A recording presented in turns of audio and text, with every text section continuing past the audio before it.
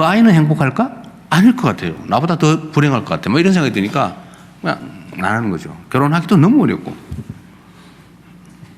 결혼해서 사는 것도 너무 힘들고, 집도 없고, 뭐 직업도 내가 확신도 없고, 막 이러다 보니까 안 하게 되는 게 제일 큰 것 같아요. 희망이 없는 사회.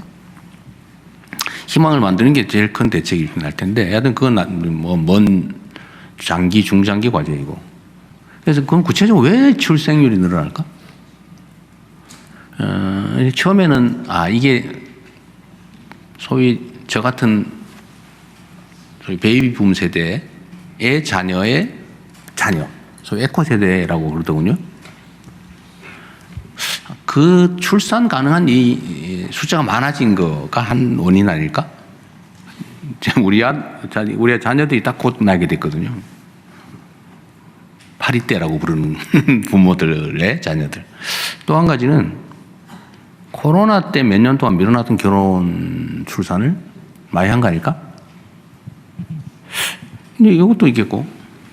근데 최근에 보니까 이런 것도 있어요. 이게 이제 희망인데. 결혼해야 되겠다. 아이를 낳아야겠다가 많이 늘어났어요. 통계적으로. 한 10%포인트 정도씩 대충 정도로 늘어났어요. 그거는 꽤 희망적인 거죠. 그 일시적 문제가 아니라 문화가 좀 바뀌고 있는 거죠. 그리고 지금 한 20, 30년 동안 아이 안 놓고 한 40, 50대 된 사람들이 살아보니까 이게 아니네. 힘들어도 자식을 낳아야 되겠네. 라는 반성을 많이 한다 그러더군요. 혹시 주변에 들어보셨어요? 공감하시는 분 있을 거예요, 이렇게. 표정이 드러날까 봐 조심하고 있는데. 실제 그렇대요. 그래서 만산이 좀 많다. 늦게 아이 낳는 사람들이 꽤 많이 늘어났다고 하고요. 후배들한테, 야, 내가 혼자 살아봤는데, 아이 안 낳고 살아봤는데, 그게 아니야. 그래도 낳는 게 나아. 그래도 결혼하는 게 나아. 이런 권고가 많아졌다고 해요. 그래서 그 사회 문화가 살짝 바뀌고 있는 거죠. 다행스러운 측면입니다. 제일 중요한 거는, 희망이 있는 사회를 만드는 거겠죠. 정말로 큰 투자도 필요하고 결단도 필요하고, 그게 이제 이재명 정부 같은 정권이 소위 해야 될 제일 중요한 과제라고 생각합니다. 욕을 먹더라도 해야 될 일이 좀 있어요. 네. 이 정도 하겠습니다. 아까 중복됐어요? 네, 이제 대통령께서 지목해 주시면 그래요? 됩니다. 네. 마음대로 하면 되는 거죠? 네. 앞줄부터 할까요? 여기 중간에 계시면 어디 계신지 모르겠는데. 네, 장슬기 네. 기자님. 네. 이분이 장실기예요? 네, 장실기 기자님 반갑습니다. 내가 뭐 기사에서 하도 많이 봐가지고. 네, 안녕하세요. 미디어오늘의 장슬기입니다. 네. 저는 참정권과 소통 문제에 대해서 좀 여쭤보겠습니다.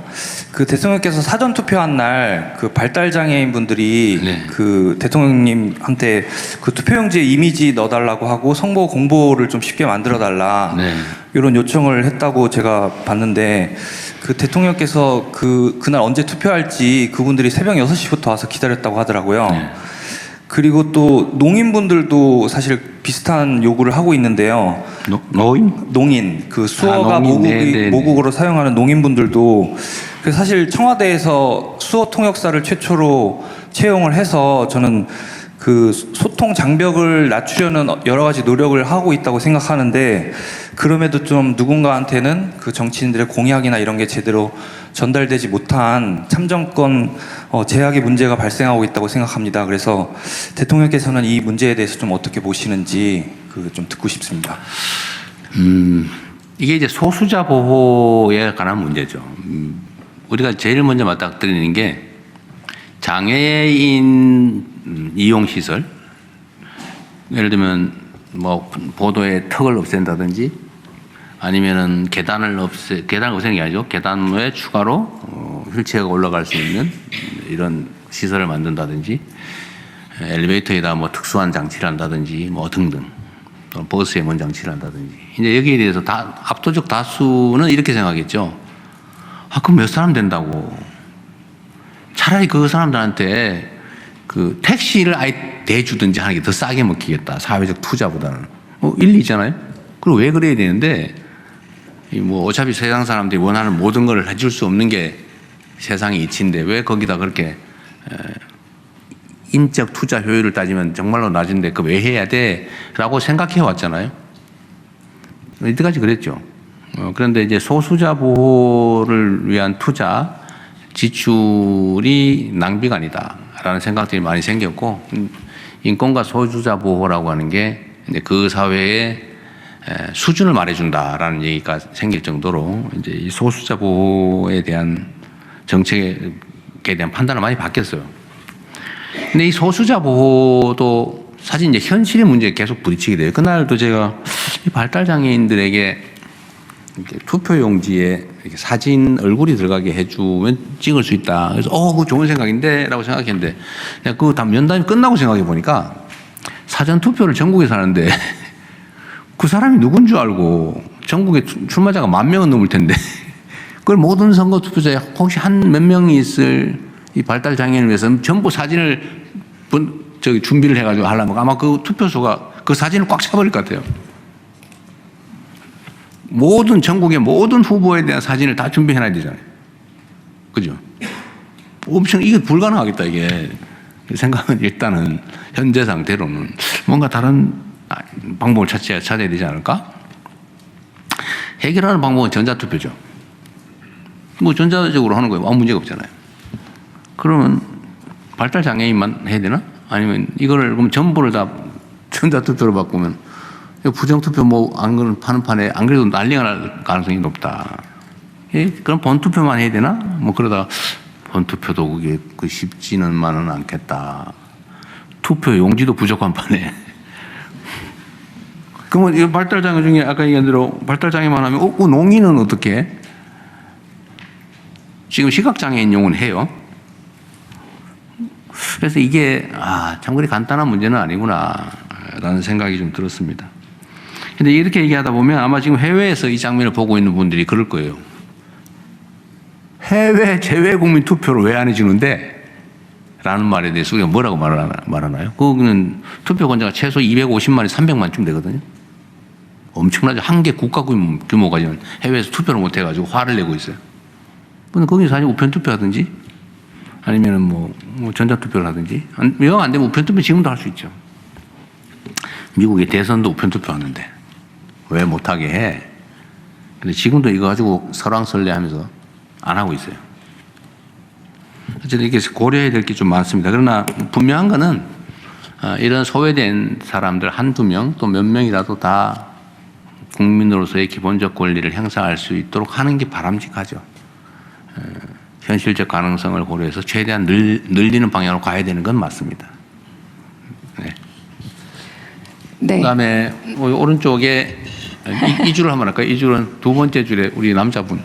네. 예, 고맙습니다. 누가 누군지 잘 유광준 몰랐어요. 기자입니다. 네. 좀 전에 어디라고요? 매일신문 유광준 기자입니다. 이거 하필은 거길 찍었지 내가.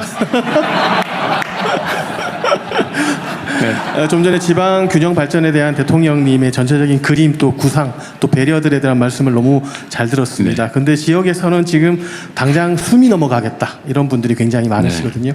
그래서 지방 공기업의 지역 이전을 추가적으로 좀 언제 좀 할 수 있나, 그리고 그 광주 전남 이후에 행정 통합을 하는 지방 정부들에 대해서 그와 같은 혜택들이 계속 유지가 되느냐, 이 두 가지에 대한 궁금증이 있는데 대통령님께서 말씀해 주시면 좋겠습니다. 추후 통합하는 건 어떻게 할 거냐라는 얘기인데 아마도 현실적으로는 다음 지방선거까지는 통합이 불가능하겠죠. 현실적으로는 이미 국민이 뽑은 대표들이 다 있는데 너 그만둬 중간에 시의원, 도의원 다 그만둬 할 수 있을까요? 아마 불가능할 겁니다. 현실적으로. 그래서 뭐 한다면 다음 지방선거나 돼야 할 텐데. 그때는 뭐 제가 그 문제는 제가 어떻게 하기 어렵겠죠. 현재로는 어쨌든 광역 통합은 대한민국이 소위 5국 3특 체제로 재편해서 영남권, 뭐 호남권, 중부권, 뭐 대구 경북권 이렇게 수도권 이렇게 해서 좀 중심을 만들자. 그렇게 해서 에너지를 좀 모아서 좀 그 자체적으로 좀 순환할 수 있게 만들어야 되겠다. 그러려면 일정한 규모가 돼야 되거든요. 그래서 통합에 제가 드라이브를 걸었는데 처음 시작한 충남 대전은 지금 이상하게 우리 반대가 됐고 대구 경북은 하다 보니 이상하게 또 내부 반발도 있는데 거기를 막 억지로 밀어붙이는 것까지 할 수는 없어서 결국은 이제 전남 광주만 통합하게 됐습니다. 말씀드린 대로 5극 3특 체제를 통해서 우리가 균형 발전을 반드시 이루어야 되는데 그러려면 지방에 대한 정책적인 우선 배려, 뭐 배려라는 표현이 적절치 않습니다. 우선권 부여 또는 재정 지출에서의 지방 중심 이거는 확실하게 지켜가야 될 것 같아요. 그 중에 하나가 이제 공기업 지방 이전인데 전에도 한번 말씀드린 기억이 있습니다만 공기업 지방 이전은 사실은 이제 기업이나 문화 정주 여건 개선이나 아니면 뭐 교육과 산업 인프라 구축에 비하면 그렇게 크지 않아요. 뭐 보내놨더니 전부 다 주말에 다 차 타고 서울로 퇴근하고 그러더라고. 그래서 이게 그렇게 막 엄청난 효과가 있냐? 그럼 효과가 작긴 하지만 있는 건 분명해요. 뭐 그리 어려운 일도 아니에요. 내부의 저항을 좀 이겨내면. 그래서 공기업 지방 이전은 저희가 준비는 하고 있고 할 수 있는 범위 내에서는 최대한 이전하되 저번처럼 이렇게 막 분산을 시켜 놓으니까 집중 효과가 좀 떨어져서요. 자체 에너지 발생이 좀 적어요. 그래서 좀 이번에 좀 몰아보낼 생각입니다. 몰아서 좀 집중할 필요가 있겠다. 그래야 거기서 좀 자체 에너지도 좀 커지지 않을까 싶어요. 공기업 지방 이전은 뭐 지금 잘 준비하고 있다는 말씀드립니다. 나중에 통합하는데 손해 보지 않을까? 뭐 그렇게 말하기는 좀 그런데 똑같은 얘기긴 하지만 먼저 통합을 했고 거기는 법률상 우선하도록까지 돼 있기 때문에 아무래도 먼저 한 데가 좀 아무래도 혜택을 보지 않을까요? 네. 네, 이제 분야 상관없이 질문 받는데요. 네, 저기 저기 서 뒤에 계신 권순우 남자분. 기자님, 네, 3프로 TV 일어나서 번쩍 손 들어주세요. 저도 딱 맞췄어요. 아, 네.